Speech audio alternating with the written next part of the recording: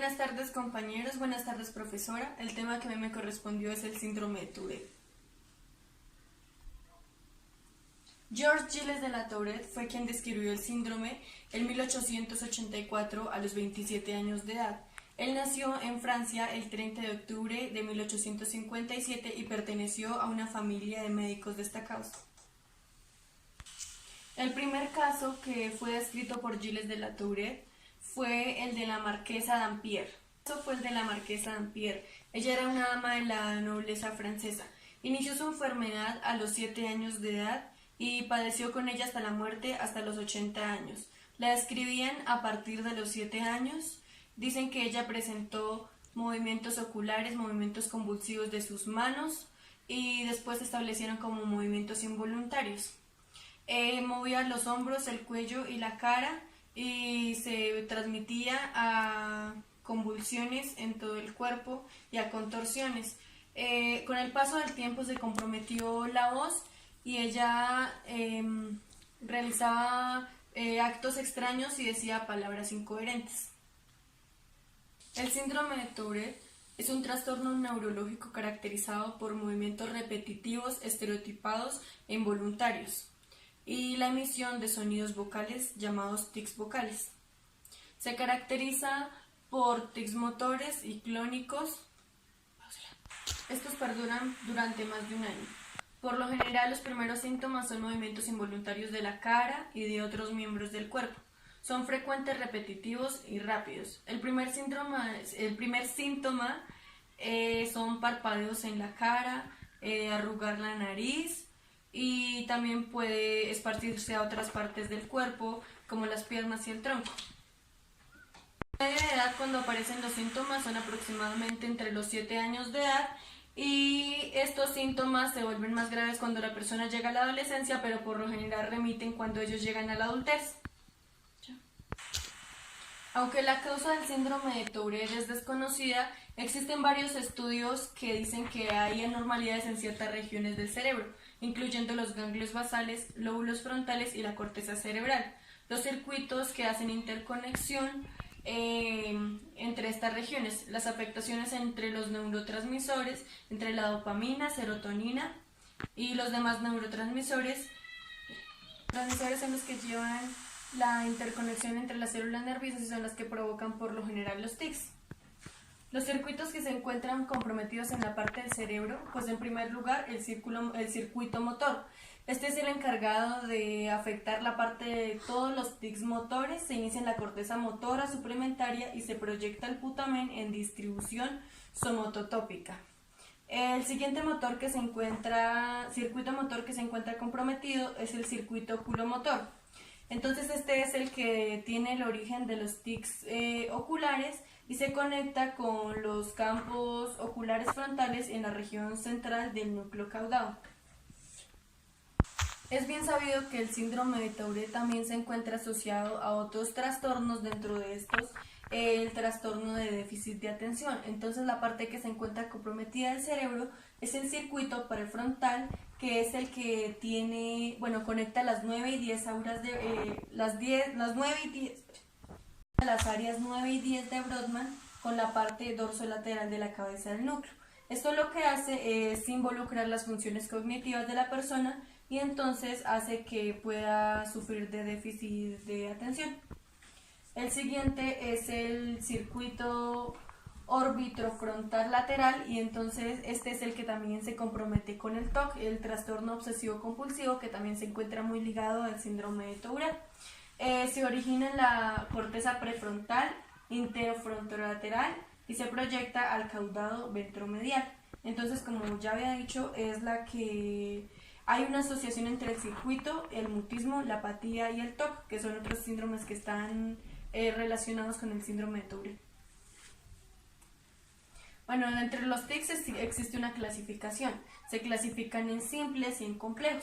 Dentro de los simples encontramos los que son repentinos, son breves, repetitivos y implican un número limitado de grupos musculares. Y por el contrario, pues los complejos son patrones de movimientos diferentes y coordinados que involucran así una gran cantidad de grupos musculares. Dentro de las características, entonces los tics por lo general tienden a aumentar ante emociones muy fuertes como el estrés, la ansiedad, el cansancio y también cuando la persona se encuentra enferma.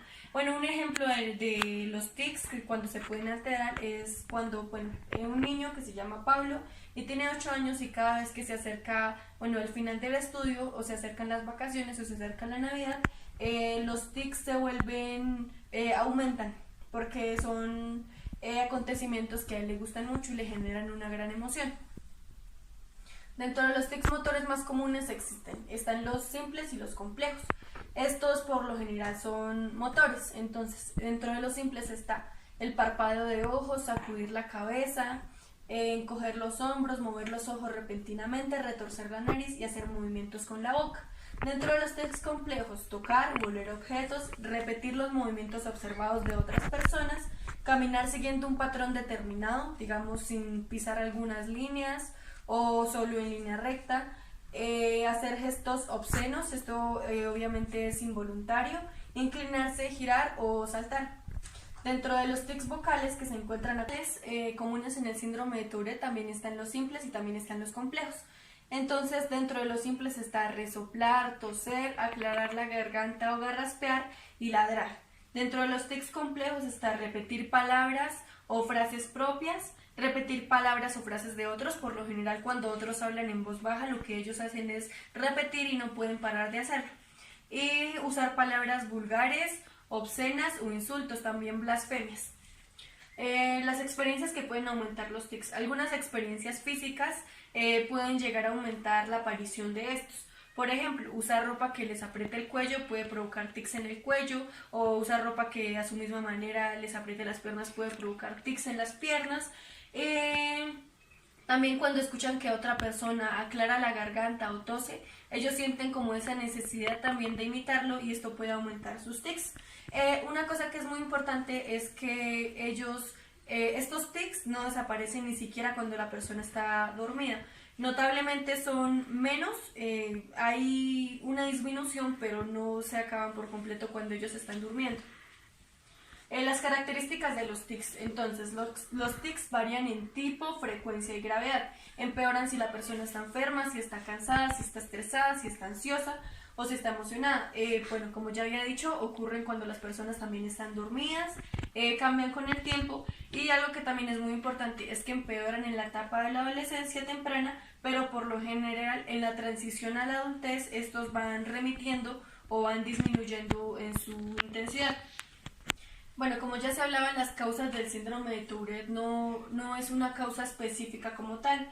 Es una combinación de factores genéticos y ambientales que en las sustancias químicas del cerebro transmiten impulsos nerviosos en los neurotransmisores como la dopamina, serotonina, que pueden estar involucrados en los estudios que se han hecho a lo largo del tiempo, por lo general se encuentran involucrados. Las causas neurológicas. Entonces, algo que es muy importante es que estos tics son muy frecuentes cuando el niño es pequeño porque el cerebro todavía no se encuentra completamente desarrollado.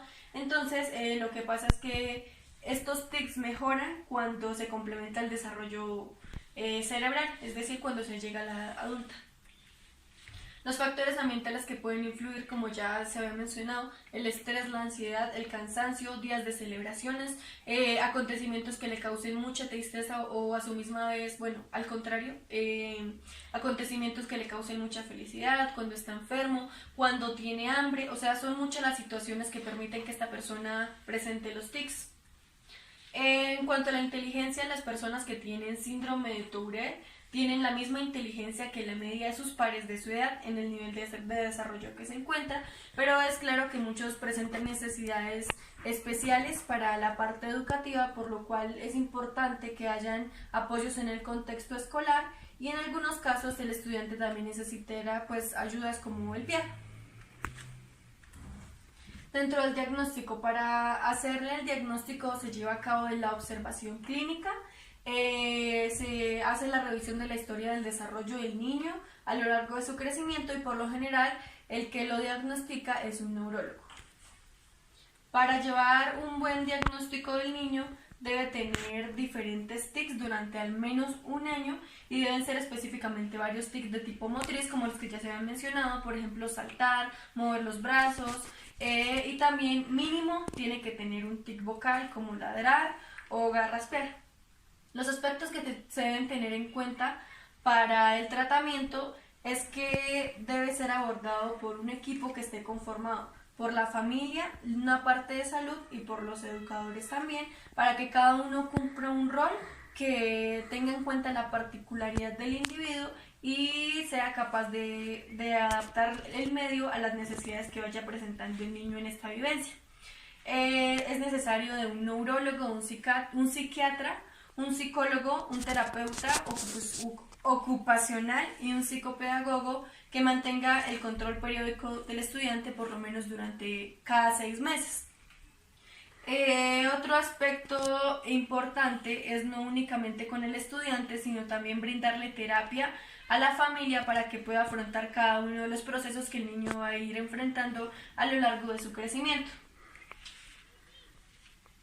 Los medicamentos. La mayoría de las personas que sufren de síndrome de Tourette no necesitan medicamentos para calmar sus tics, pero existen medicamentos que son, digamos, más efectivos para ayudar a este problema, pero lo que pasa es que tienen muchos efectos secundarios y no permiten que el niño continúe con su diario vivir como tal. Y bueno, los que son hasta el momento más útiles para controlar los tics son los neurolépticos. Las barreras. Aunque el trastorno generalmente dura toda la vida y es crónico, y cabe aclarar que no tiene una cura, no es una enfermedad degenerativa. Entonces las personas que tienen síndrome de Tourette tienen expectativas de vida normales al igual que las otras personas. Este no disminuye la inteligencia y pues estos tics tienden a disminuir a lo largo del tiempo. Aunque esto no los deja a un lado de tener trastornos del neurocomportamiento como la depresión, ataques de pánico y situaciones que alteren su estado de ánimo. Una cosa que puede ser como una barrera es en el ámbito educativo la actitud por parte de los docentes, ya que para esto es muy importante el apoyo de ellos porque requiere que ellos tengan mucha paciencia, porque el niño que es castigado por sus tics puede sentir después miedo o aversión por la escuela y entonces lo puede llevar a la deserción escolar. Si el profesorado tampoco es tolerante, puede hacer que el comportamiento de sus compañeros de respeto hacia él pues no sea el mejor. La respuesta por parte de los docentes, como estaba diciendo, ellos tienen que ser muy comprensivos en la parte de que deben entender que los tics muchas veces generan cansancio en los niños y no permiten que ellos lleguen y tengan el mejor rendimiento escolar, y que estos tics no paran durante el sueño, entonces por lo tanto no van a tener toda la disposición para estar en las clases de la mejor manera. Es que existen trastornos asociados y este es un trastorno que está muy asociado al síndrome de Tourette. Dentro de los impulsos que se pueden presentar para hacer mayor claridad es cuando la persona interrumpe las conversaciones, tiene dificultad para obedecer órdenes, no puede controlar sus impulsos agresivos, no espera turnos y piensa solo en realizar metas a corto plazo. Dentro del síndrome de Tourette también se pueden ver afectadas las funciones ejecutivas. Las funciones ejecutivas son el conjunto de habilidades cognitivas que permiten que la persona se pueda autorregular, que pueda emprender tareas y que pueda llevar a cabo todas las habilidades y también las operaciones mentales. Ya explicando lo que son las funciones ejecutivas, se puede presentar la disfunción ejecutiva. Entonces, cuando en el ámbito escolar un estudiante presenta disfunción ejecutiva, se puede confundir con que es perezoso, con que no le gusta hacer trabajos, con que le gusta llegar tarde a propósito a las clases, pero es un problema también asociado al síndrome de Tourette, y esto tiene que llevarse a cabo por medio de la ayuda de los maestros para que ellos puedan aprender estas habilidades y luego las puedan poner en práctica a lo largo de su vida. Los problemas de lectura y escritura. Entonces, un porcentaje significativo de niños que presentan síndrome de Tourette también puede presentar problemas de la escritura como dislexia, pueden presentar dificultad para copiar textos de los tableros y los libros. Gracias a los tics pueden presentar espasmos musculares en las manos. A la hora de escribir pueden escribir de una manera lenta y dificultosa. Alguna de las dificultad para transferir las ideas y pensamientos al papel. Dentro de las estrategias que se encuentran para la lectura y la escritura están modificar las tareas escritas, que el niño no solo copie, sino también que se le permita presentar exámenes orales o pasar las ideas orales cuando a él se le dificulte la parte de la escritura, que en los exámenes cuando se utilicen, digamos, en esta hoja se presentan las preguntas y en esta hoja se presentan las respuestas, permitirle que el niño conteste en el mismo pliego para que no presente ninguna distracción y pueda hacerlo de la mejor manera y también evite una situación de estrés.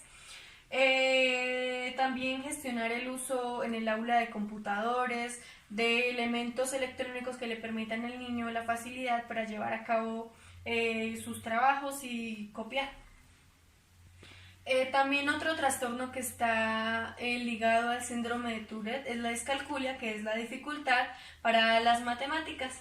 Entonces ellos, una de las estrategias que se presenta para ellos es que utilicen hojas de papel cuadriculado, que esto facilita que los niños tengan una mayor concentración cuando están haciendo los cálculos, o que si tienen cuadernos que son rayados, se pongan de otra manera para que se vean como columnas y los niños puedan hacer los cálculos de la mejor manera. También se les pueden brindar calculadoras después de explicarles el procedimiento como tal como se hace, para que a la hora de escribir ellos puedan hacer los cálculos con una calculadora, y gracias a estas adaptaciones se puede ver una gran diferencia en un estudiante que se va a ver más motivado por el aprendizaje y no va a presentar tanto estrés y tanta ansiedad. El trastorno obsesivo compulsivo es también uno de los trastornos que se encuentra ligado al síndrome de Tourette. Entonces, por lo general, hace que el estudiante se sienta más ansioso, y si él trata de reprimir esa compulsión, lo que va a hacer es que va a empeorar sus tics. Entonces, estrategias para el trastorno obsesivo compulsivo. Para el trastorno obsesivo-compulsivo se plantea que los profesores en la parte de los exámenes les entreguen más tiempo para finalizarlos y así ellos no se sientan presionados por el tiempo. También darles lapsos de tiempo para que ellos puedan descansar y puedan salir del aula, tomar aire y volver a retomar sus tareas. En caso de que sea necesario asignarle un lugar distinto, permitirle que ellos se sienten en el lugar del aula en el que mejor se sientan. Y es muy importante, a partir del caso del síndrome que tenga el niño, darse cuenta si es necesario eliminar el tiempo debido a los tics que él presente, porque cabe aclarar que no todos los síndromes de Tourette son iguales, ninguno es igual al otro. Entonces en algunos el tiempo va a ser como una barrera para que ellos puedan pensar de la mejor manera, y en otros sí se puede dar el tiempo pero un poco más prolongado. Bueno, las estrategias en general en el aula son que la institución educativa y los profesores adapten sus estrategias para darles la información de una manera visual y auditiva para que ellos, siempre que sea posible, para que ellos se mantengan concentrados en lo que se está haciendo.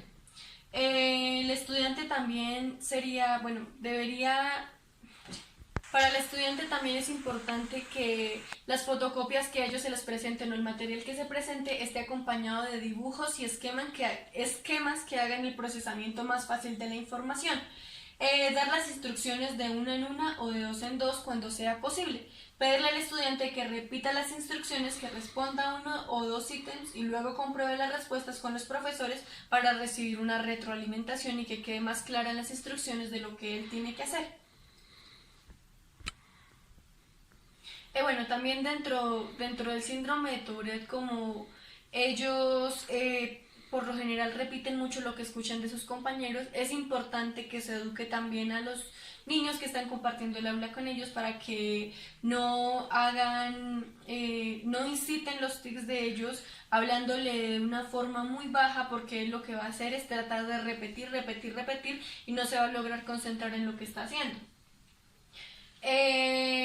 Muchas veces es importante, ante todo, la paciencia por parte del docente y la comprensión, porque puede que a veces él no se concentre y entonces se quede repitiendo y repitiendo y releyendo una frase de las que está escrita y por eso no puede terminar los trabajos.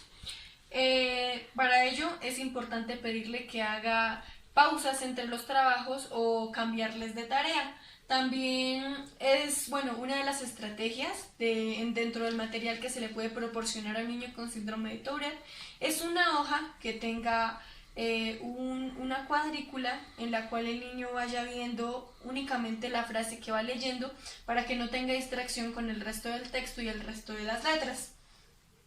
También es importante una recomendación que cuando el niño escriba con lápiz se le quite la parte del borrador para que él no tenga la obsesión, bueno, el trastorno obsesivo compulsivo de escribir y borrar para que esto sea más eficaz y en caso de que los síntomas se prolonguen a lo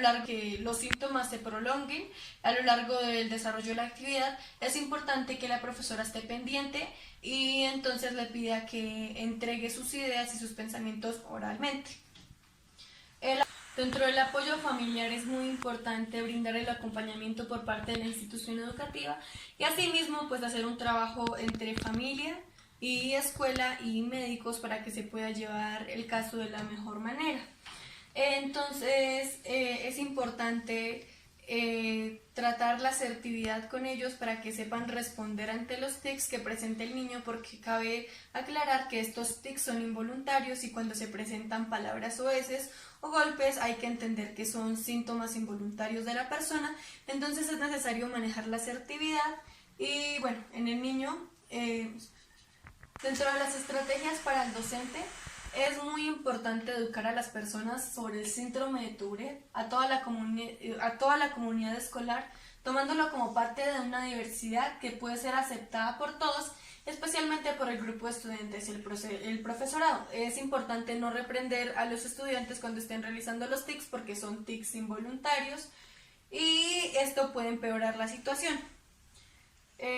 Bueno, también algo que es muy importante es designar como un lugar a salvo porque la persona por lo general siente cuando va a tener un ataque de los tics, entonces sería como una complicidad entre el maestro y el estudiante para cuando él sienta que van a venir esos tics, le presente una señal a su maestro y pueda salir del aula y entonces pueda presentar todos los tics y ya cuando esté más en calma pueda volver a entrar al aula. Por parte del docente poner mucha atención a las actividades que le presentan más estrés y tratar de evitar estas mismas, proporcionar tiempos de descanso, también es importante centrar la atención del niño en movimientos físicos, en desplazamiento de las sillas, entonces es importante ponerle tareas que involucren sillas, entonces es importante ponerle tareas que involucren el desplazamiento físico por el aula.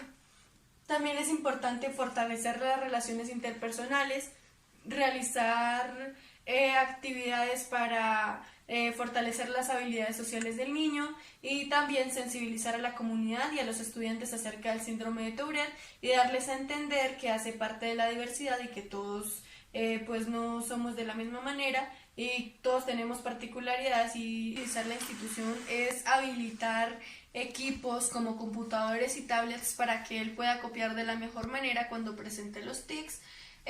También cuando él vaya a copiar o estén, digamos, en ejercicios de dictado, a él le proporcionen una fotocopia en la cual si él se atrasa o si él se desconcentra, pueda volver a mirar en la fotocopia y pueda copiar lo que está haciendo. También que se le permita dar informes orales, también darle más tiempo para que él presente los exámenes y capacitar por lo general a todo el plantel educativo acerca del síndrome de Tourette para que éste pueda ser entendido y tratado de la mejor manera.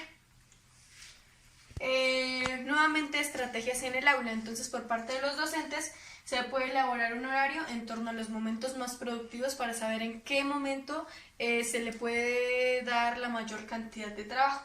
Sentarlo en asientos designados para presentar sus exámenes para que, bueno, como ya se decía, que no quede al lado de las ventanas para evitar la mayor cantidad de distracciones. Algo que es muy importante en el plantel educativo es permitirle hablar con todos los docentes y permitirle que él salga un tiempo antes de todos sus compañeros para evitar las situaciones de estrés y ansiedad debido a la congestión que se presenta en los pasillos. Entonces esto le puede generar ataques de tics, entonces permitirle que él salga de 10 a 15 minutos antes. Gracias.